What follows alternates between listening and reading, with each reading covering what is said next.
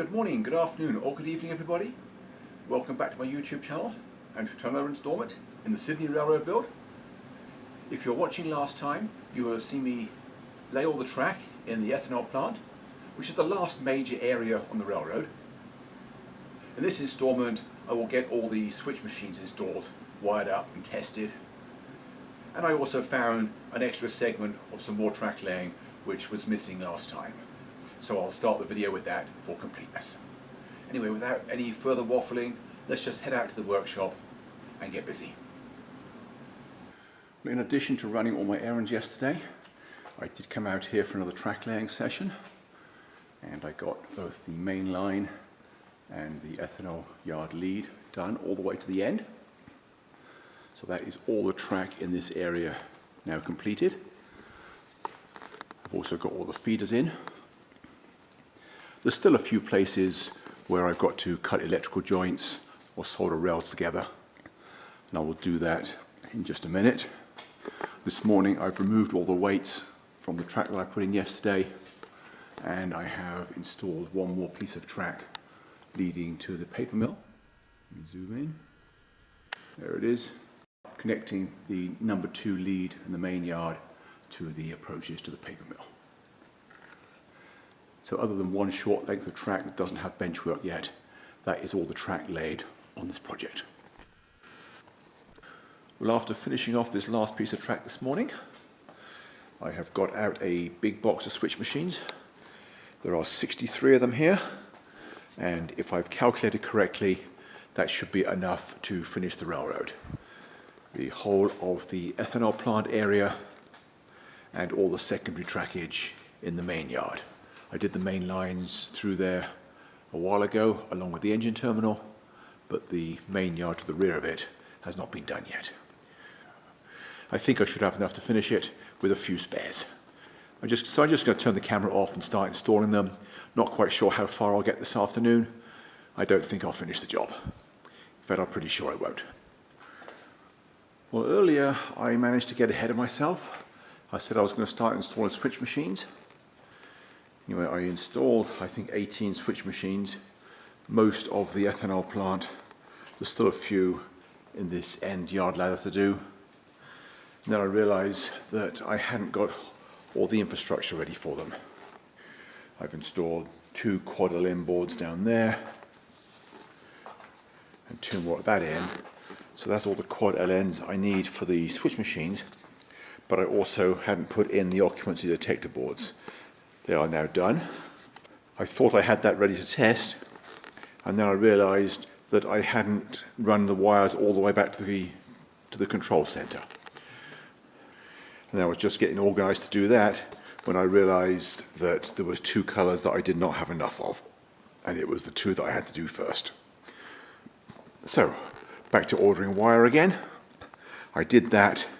While I've been waiting, I've got a few extra things done. You can see fences along the back of the hidden lead track for the ethanol plant. I also built all the ledger boards to support the railroad to hang it off the wall in the client's basement. I will show those in a future video. But anyway, the missing wire arrived yesterday, fairly late in the afternoon. So now I'm going to see about getting the last 4 big 12 gauge wires from the DCC control system in this area through the benchwork, through this area here, and then all the way down the other side of the room. Let me get on with that, and then I will be able to test all the trackage in the ethanol plant. Well, everything is now hooked up here, all 20 power districts. I've routed all the wires through the benchwork, over the desk, and down the other side of the benchwork, along the other side of the room. That is all the circuit boards hooked up. You can probably hear the locomotive sound system going off in the ethanol plant yard. proving that the power is now live all the way to there.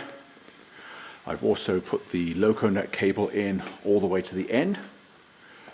It's about the last half dozen pieces. I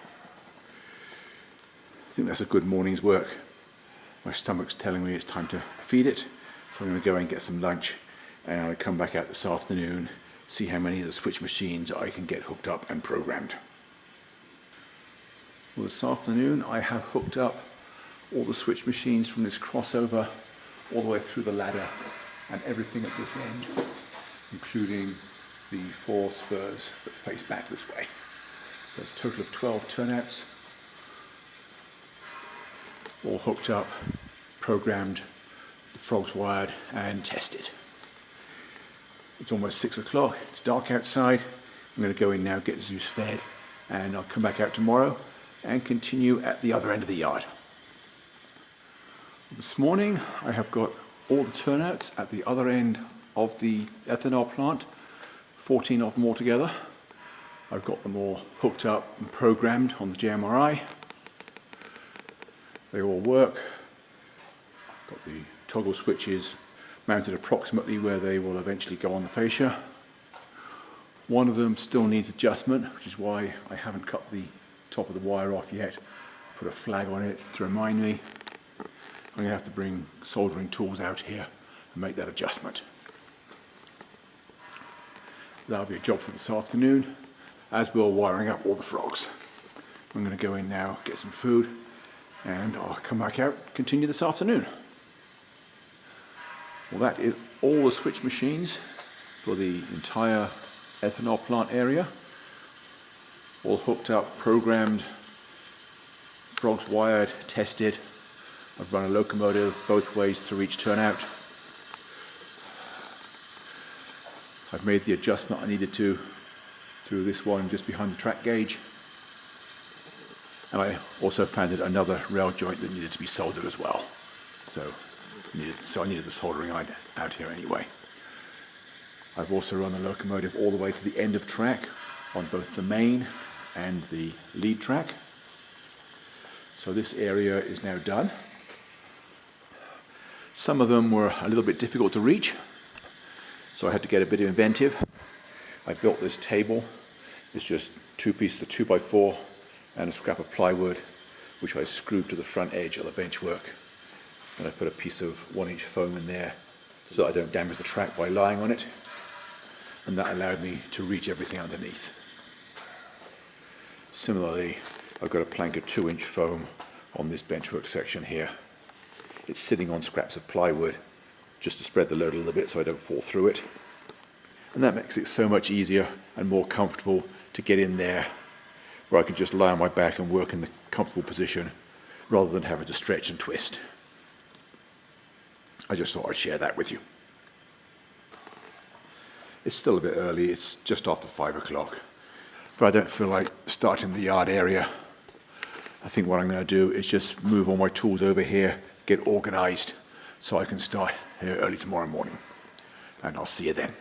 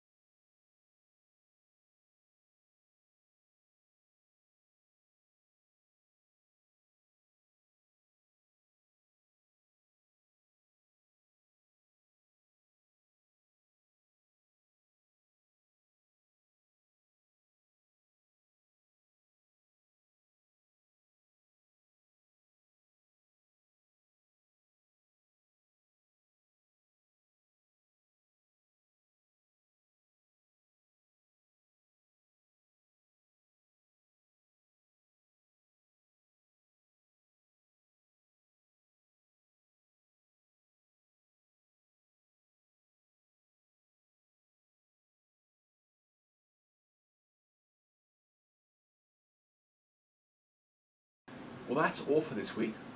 Hope you enjoyed the video, found it useful or interesting, or both. This week's installment was a little bit shorter than you're probably used to, but actually that is mainly because they've been gradually getting longer and longer as the project has progressed.